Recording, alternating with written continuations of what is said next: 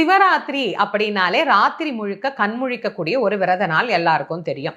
எங்களால அப்படி முடியாது, வயசாயிடுச்சு, நாங்க வேலைக்கு போறோம், அடுத்த நாள் காலையில எங்களால தூங்காமல்லாம் இருக்க முடியாது. அப்ப ஏதாவது ஒரு குறிப்பிட்ட முக்கியமான நேரம் இருக்கா சிவராத்திரி அப்படின்னா, இது இயலாதவர்களுக்கு நான் சொல்றேன். முடிஞ்சவங்க இரவு முழுக்க கண் விழிங்க. முடியாதவர்கள் இரவு 3ஆம் காலம் அம்பாள் சிவபெருமானை பூஜித்த காலம் இந்த 3ஆம் காலம் தான்.